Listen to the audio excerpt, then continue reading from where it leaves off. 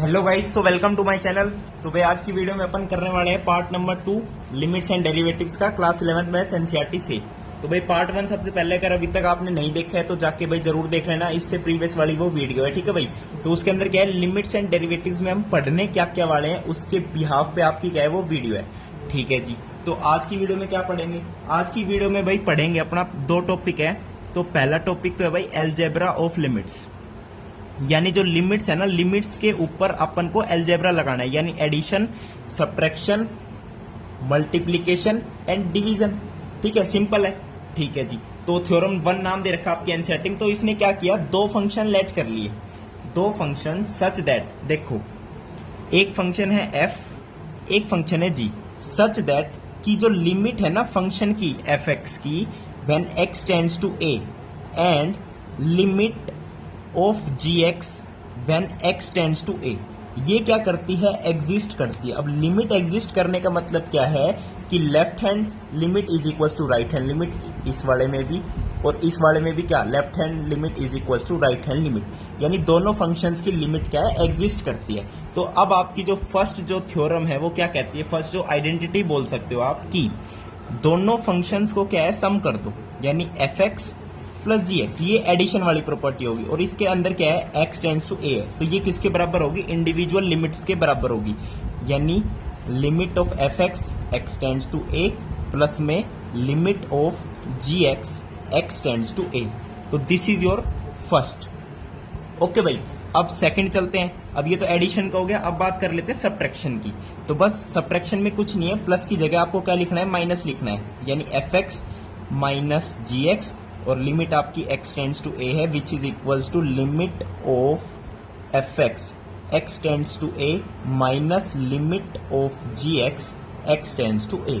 Okay भाई, this is your second algebra limits, समझ गए, ठीक है। अब प्लस एडिशन कर लिया, सब्ट्रैक्शन कर लिया, अब क्या करते हैं, मल्टीप्लीकेशन करते हैं। चलो भाई ठीक है, मल्टीप्लीकेशन यानी दोनों फंक्शंस को मल्टीप्लाई कर दो, F X multiply by G x, और लिमिट आपकी है एक्स टेंड्स टू ए, तो किसके बराबर होगी, इंडिविजुअल मल्टीप्लाई करने पर बस।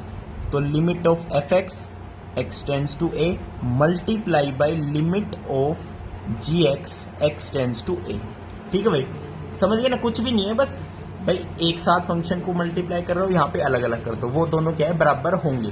लेकिन तब कब होंगे, जब दोनों लिमिट क्या है, एग्जिस्ट करती हो इंडिविजुअली, एफ एक्स की भी लिमिट एग्जिस्ट कर रही है एंड जी एक्स की भी लिमिट एग्जिस्ट कर रही है। अब चलते हैं फोर्थ वाले पे, अब क्या बच गया, डिवीजन, ठीक है भाई। अब देखो अपन को बताना है limit of F x upon में जी एक्स, ठीक है, एक्स टेंड्स टू ए, ये किसके बराबर होगा भाई, limit of F x x tends to a and limit of g x x tends to a. अब यहाँ पे देखो रैशनल बन गया, तो बात वही है भाई कि जो ये जी एक्स है यहाँ पे क्या नहीं होना चाहिए, नॉट इक्वल्स टू जीरो, यहाँ पे ये वाली लिमिट है, ये क्या नहीं होनी चाहिए, नॉट इक्वल्स टू जीरो। जहाँ पे भी डिनोमिनेटर दिख जाए उसको तो हमेशा सीधे के सीधे लिख दो, can never equals to zero, क्योंकि वो अनडिफाइंड हो जाएगा भाई उसके बाद, ठीक है भाई। तो ये हो गया आपकी सारी अलजेब्रा ऑफ लिमिट्स, ठीक है भाई। अब इसके बाद देखो एक और चीज है कि जब हमने क्या किया थर्ड वाले केस में, देखो थर्ड वाला केस में एक और क्या किया, ये दोनों फंक्शन मल्टीप्लाई है। तो सपोज दोबारा मैं लिखता हूं थर्ड फंक्शन कि मान लो जो जी एक्स फंक्शन है वो एक कांस्टेंट फंक्शन है, G S function is a constant function, और वो भी क्या है, मान लो लैम्बडा है सपोज।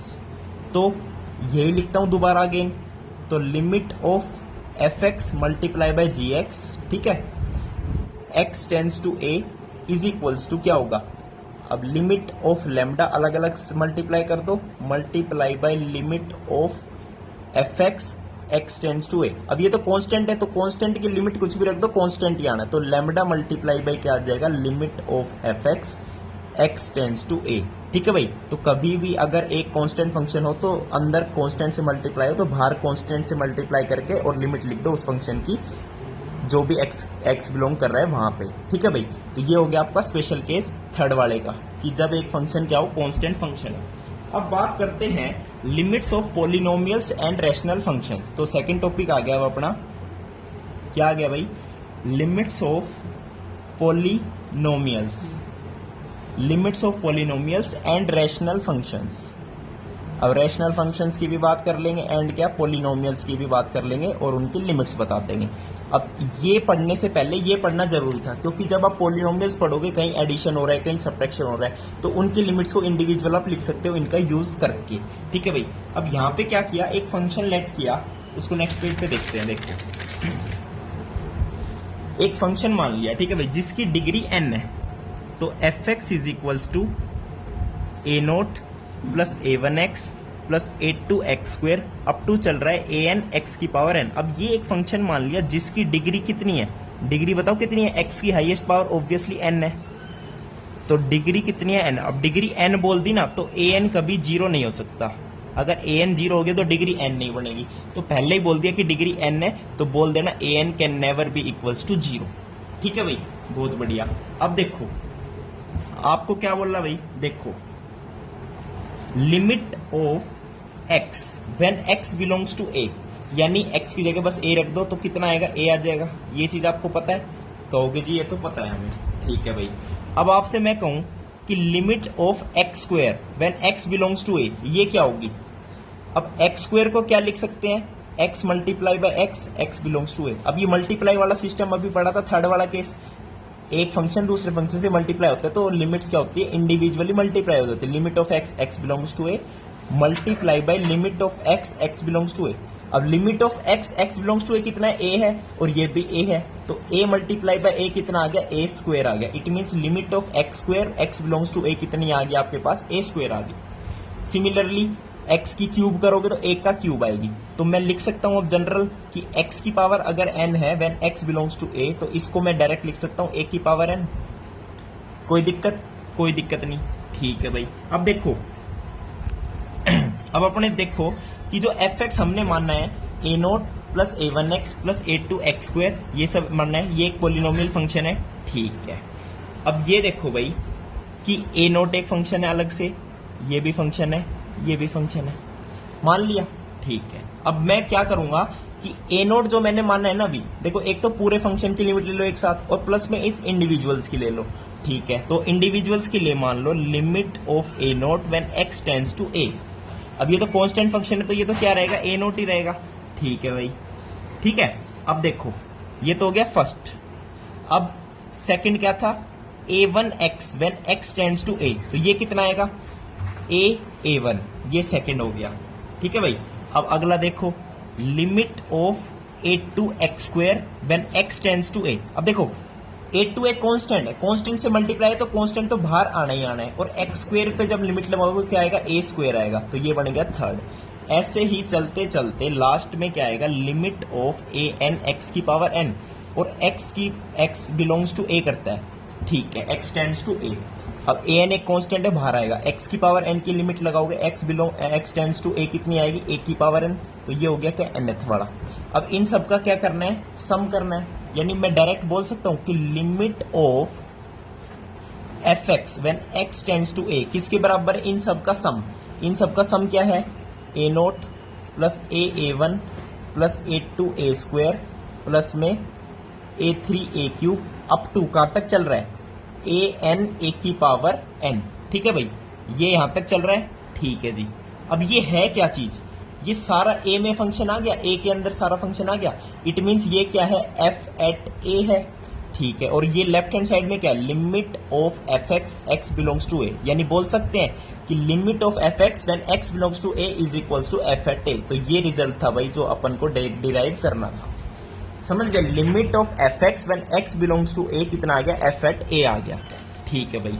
अब यहाँ पे क्या करा भाई, इसने रैशनल वाली बात कर दी। देखो रैशनल फंक्शन किसे कहते हैं, रैशनल फंक्शन की बात करते हैं। A function is said to be rational function if, देखो एक फंक्शन है मान लो, तो रैशनल फंक्शन है तो p बाई क्यू की फॉर्म में होगा gx अपॉन में hx। ठीक है भाई। और दोनों पोलिनोमियल इस तरीके से हैं। अब देखो रैशनल फंक्शन बना दिया, तो अगेन जो डिनोमिनेटर है वो कभी जीरो नहीं हो सकता, तो एक तो ये बात होगी, ये तो आपको पता है। ठीक है भाई। अब इसके अंदर लिमिट लगाओगे तो क्या होगा, देखो limit of fx x tends to a is equals to limit x tends to a, किसके अंदर लिमिट लगानी है, gx बाय hx, और ये किसके बराबर होती है, लिमिट ऑफ gx। ठीक है, इंडिविजुअल ले लो x x tends to a upon में limit of h x tends to a, और ये किसके बराबर होता है, एफ एट ए के बराबर होता है। तो बस ये इसकी क्या लगा दी अपन ने, रैशनल फंक्शंस में लिमिट लगा दी। ठीक है भाई, ओके जी। तो ये थे भाई आपके algebra of limits and rational function का सारा सिस्टम। एक इसने कह रखा है कि मान लो ये 0 के बराबर है, एच एट ए मान लो ये 0 के बराबर है, तो इसने क्या किया, पहले मान लिया 0 के बराबर है तो दो केस बना दिए कि जो न्यूमरेटर है तो वो 0 के बराबर नहीं है या 0 के बराबर है। तो 0 के बराबर है या नहीं है तो उसने दो केस बना दिए, एक तो ये बना दिया कि ये इसके बराबर हो गया, एंड एक इसने क्या बना दिया एनसीईआरटी में ये कर दिया, और ये जब डिफाइंड है कि जब k लेस देन l है ना तो लिमिट इज नॉट डिफाइंड। तो इस चीज को भाई एक बार समझ लेना, अगर ये समझ ना आए तो कोई दिक्कत वाली बात नहीं है। बस इसने कुछ नहीं किया भाई, ऑब्वियस ही बात है ना, gx को x टेंड्स टू a करेगा तो ये किसके बराबर आएगा, g एट a, ये बराबर आएगा h एट a, और ये किसके बराबर है, f एट a। तो यहाँ पे इसने क्या किया, मान लिया कि h एट a 0 के बराबर है, तो यहां से दो केस निकाले कि g एट a 0 है और g at a non zero है। तो यहां से इसने एक फंक्शन लेट कर लिया, क्या, gx को लिख लिया x माइनस ए की पावर के g1 x, hx को लिख लिया x माइनस ए की पावर 1 ये l है, x माइनस ए की पावर l h1 x। अब इसके बिहाफ पे इसने क्या किया, लिमिट्स रख दी बस, और कुछ नहीं किया। तो ये दो फॉर्मूला ऐसे डिराइव हो गए। ठीक है भाई, तो ये था आज की वीडियो में। अगली वीडियो में अपने एग्जांपल्स के साथ मिलते हैं। थैंक यू, नमस्कार।